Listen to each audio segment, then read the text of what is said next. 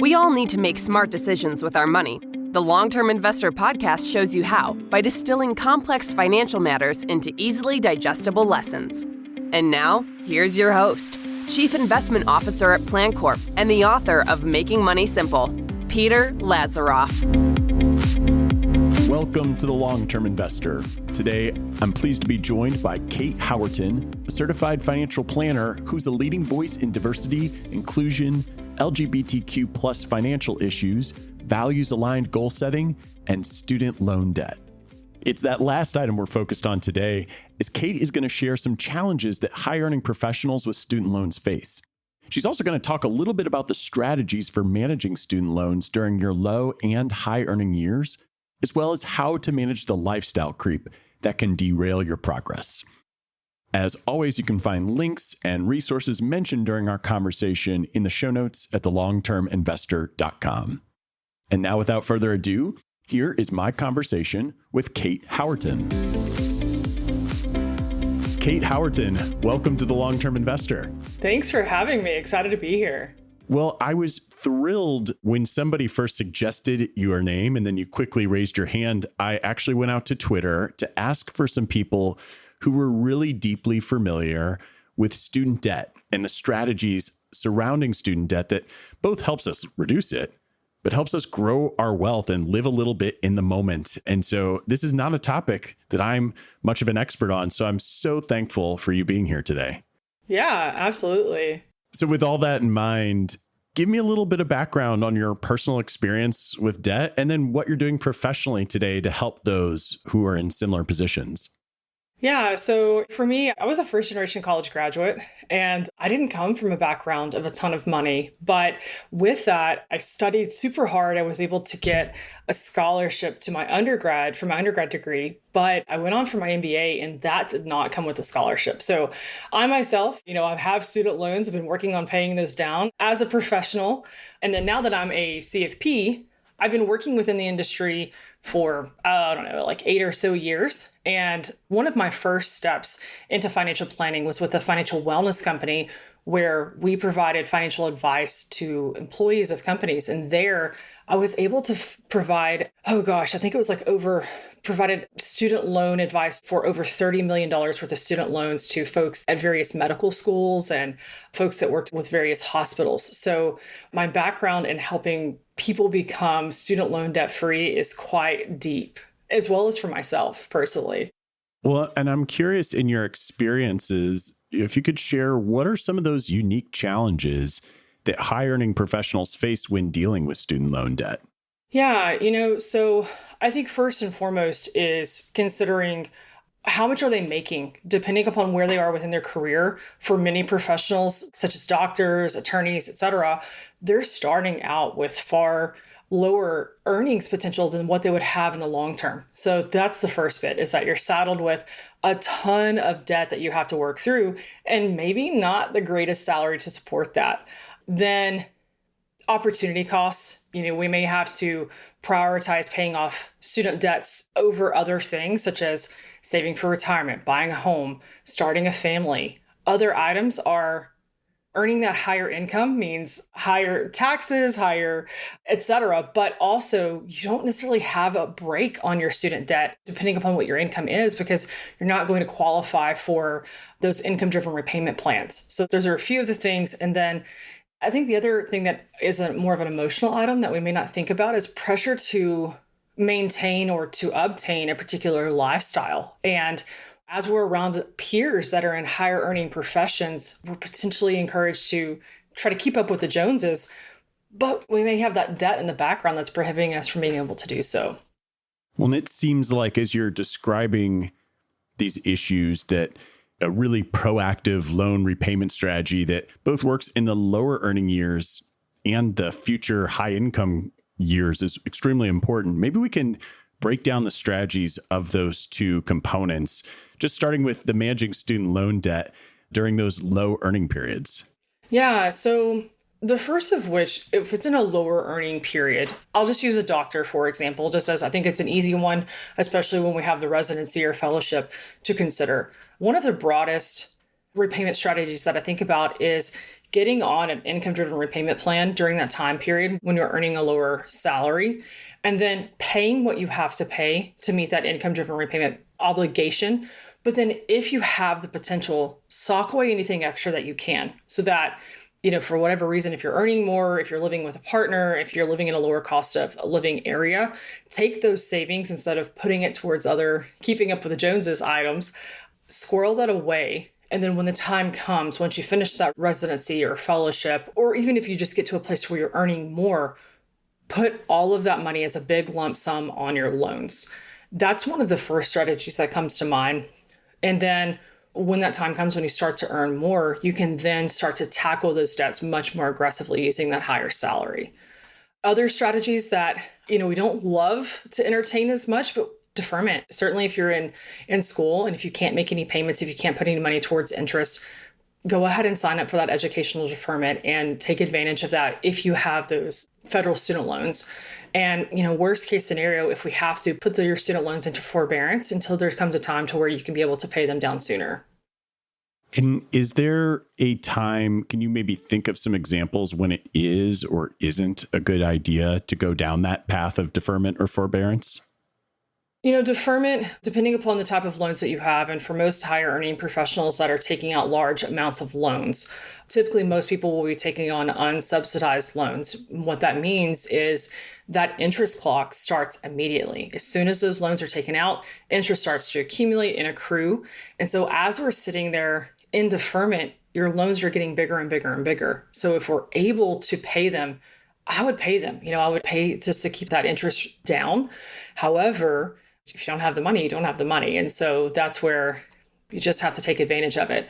Forbearance wise, what your question was is like, is there ever a time that we shouldn't take it or we shouldn't do this?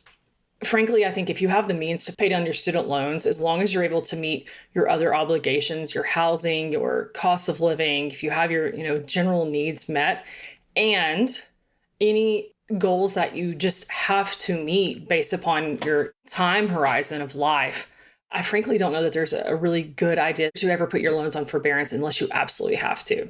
I know that was a long answer to say, really, I don't recommend it ever unless you truly have to.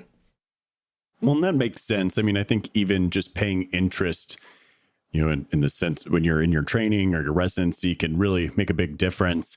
And a lot of that just comes down to budgeting and trying to figure out how do I prioritize loan payments within a limited income. Any advice or strategies that you have when people are going through those trade-offs? So I first and foremost think we need to make sure that you have your needs met. You have to have your housing, you have to have your food, transportation, insurance, those type of things. And then we start to get into the next items such as retirement or family planning or investing for other goals, or even for a lot of young professionals getting married and how expensive weddings are these days. I think it really comes down to your values of what's most important to you for you to be able to accomplish sooner. For me personally, I made the decision that I would take care of all of my core needs. I would start to make a dent on my student loans, but I would somewhat kick them down the road into my 30s as I was laying a foundation for my life. I bought a house, I got married. We don't have kids yet, but that'll be, along the way. But for me, I use those lower earnings years to set myself up from an equity standpoint in my home and making sure that my immediate needs were met. And now I'm really starting to aggressively pay down my loans. I have a 2-income household now that I'm married, and I'm earning a lot more. From the time period from my mid-20s to now, I've tripled my income, and that makes it much more affordable for me to tackle this pretty aggressively without having such a lifestyle pinch. Well, and when you take on student debt, the idea is that you will be earning more eventually. Sounds like you've reached that stage. And I know you've worked with people who've reached that stage. So when people are ready to accelerate their loan repayments as their income increases, what are some things people ought to think about and keep in mind? Either working with a financial advisor or running online calculations to see how much do you need to be contributing to retire on time. And if you can't meet that full investment obligation, okay, fine, but at least go ahead and try to get halfway there or try to get a quarter of the way there and continue to invest alongside paying down your debt. The other considerations would be covering those budgetary items that you need to take care of, and then figuring out how quickly do you want to do this? Do you want to pay down these loans in 5 years, 10 years, 15 years, et cetera? And also keeping in mind that if you do drag out your loans over the course of time, over 20, 25 years, there does come, if you stay on like an income-driven repayment plan, frankly, for most high-earning professionals that might be listening to this podcast, they probably won't qualify for an income-driven repayment plan. But if for whatever reason they do, if they drag out those loans for that amount of time, later, that 20, 25-year mark, they're going to be forgiven, but they also come with a tax bomb. So whatever amount's forgiven is going to come with, that's all taxable to you. So those are a few things to think through. And that is a really important point, something that I have seen in our practice. I'm kind of curious if you are reaching those higher earning years. I personally feel that you still need to emphasize retirement savings and some sort of emergency fund accumulation. And that doesn't necessarily mean every retirement account needs to be maxed out and you need to get to 6 or 12 months of expenses of an emergency fund prior to paying down your debt. But I do think that they should remain at the forefront of your mind, particularly on the emergency fund front, where if you're building up that cash reserve, it can protect you against a tax bomb, as you call it. But I'm curious, do you agree? Do you disagree on the way I feel about those prioritizations? No, I wholeheartedly do. And that was actually one of the items that I forgot to mention is hitting that emergency fund is crucial. And I would say that's even one of the items when we think about, should you put your loans in forbearance? Should you go ahead and put those loans onto educational deferment, or previously we had COVID deferment? If you don't have an emergency fund established, that's crucial. And I would say at least in this, especially right now it's July 2023, with this economy, with potentially turning into recession, and we don't know the security of jobs depending upon what sector you're in, I really highly recommend at least having a 3-month emergency fund to hit that before heavily prioritizing paying down your loans. Well, and I think you just can't predict what happens with life. And there are times where I think an emergency fund could be rebranded as a cash reserve, because once you have cash, you have optionality. And it's not that you'll always be using it as an emergency, but it just gives you a little bit more wiggle room to navigate through life. And if you're paying down student loans, you're probably in the growth period of your career, maybe the growth period of your family. And trust me when I say that flexibility is very nice at all sorts of different parts of your financial journey. You've mentioned in passing, loan forgiveness and lesser the assistance programs for high earning professionals. I'm curious, those specifically applicable to high earning professions, what are some criteria and considerations for these forgiveness programs that you think are worth pointing out? Yeah, so a few that come to mind for me are really those career-based student loan forgiveness options. We have PSLF, so that's going to be definitively for those that are working in public service sectors. So whether that's the government, whether that's working for a nonprofit hospital, if it's whatever, there is an optionality there to where if you want to be able to pay for those student loans for 10 years, and even after that 10-year time period, if you're not going to have those loans paid off, they'll be forgiven after 120 payments. But there comes a few steps that you have to take. One, you have to be working for that qualifying public service employer. Next, you have to be on an income-driven repayment plan. So even if you are that high-earning professional, and frankly, that income-driven repayment plan may default to a very high payment, you still have to be on an income-driven repayment plan. And then lastly, you have to make 120 on-time payments. So you can't pay them ahead of time, you can't pay them late. They have to be those on-time payments for them to count. And that's one of probably the most popular and widely known program that comes to mind. The next ones, we have Attorney Student Loan Forgiveness Program. We have National Health Service Corps. We also have the National Institute of Health Loan Service Forgiveness. We have USDA, vet medicine programs, and they really there are so many that are out there. And also, there are employer-specific programs for government agencies. I have a client who's a nurse practitioner, and she's working with the VA hospital. And so they are forgiving a portion of her loans, as long as she makes a 5-year commitment to work there. And, the remaining portion are going to be forgiven. If she departs, it's, in game, she has to pay them back. But for her, that's a huge, huge value add to her employment. She's making a lower income for a few years, but then her loans go away after a set amount of time commitment there. Well, that's definitely a huge consideration when you're looking at the packages that you might be offered, the compensation packages. and assessing those trade-offs. I know I've worked with a number of physicians over the years where they see a higher paying private gig, but they're wrestling with the trade-off of their student loan balance and trying to right size the financial implications of working for one employer versus another. Perhaps a good segue for the importance of seeking professional advice for the personalized financial planning. In your mind, what is the point in time where you feel like someone with a large student loan debt burden should be engaging with a professional? There are a ton of different ways to be able to be compensated as a financial professional. And depending upon a person's asset level, if they already have assets accumulated, great. They can work with someone who charges based upon a percentage of AUM. Otherwise, they can work with someone who's a flat fee professional. And that's typically pretty affordable for them to be able to go get that financial advice and to be able to make a plan on how do I tackle these student loans while also focusing on these other goals that are super important to me. Buying a house, getting married, starting my retirement, or continuing investing in retirement, maybe that was started earlier in their 20s or so. I think as long as you're able to afford that fee without putting yourself into a detriment of not being able to cover your core needs, it's worthwhile. And even if that's not a long-term engagement, for me, I am a financial professional. I do prefer to work with folks for a lifetime, but there is a time and a place also to work with someone for a year or to have a financial plan ran just to get yourself and your bearings set right, and then come back in a couple of years once those loans are paid down a little further as you start to have that higher income and accumulate more assets. You'd mentioned at the very beginning something about just the general pressure to have lifestyle inflation as you start to earn more, despite having these student loans that you have to pay back. And I'm sure that you talk through clients with that. I mean, what are some of the things that you see most impacting that temptation of lifestyle creep and its impact on loan repayment?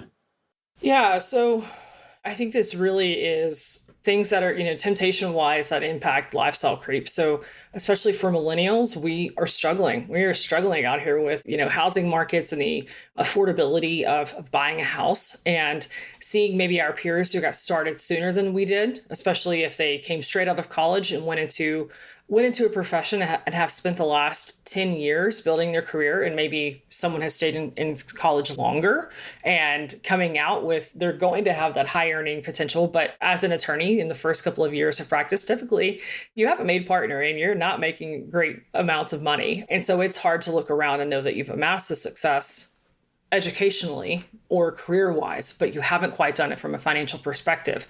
Cars are expensive. The used car market's finally starting to go down, but we really haven't seen that happen at the new car, market level yet.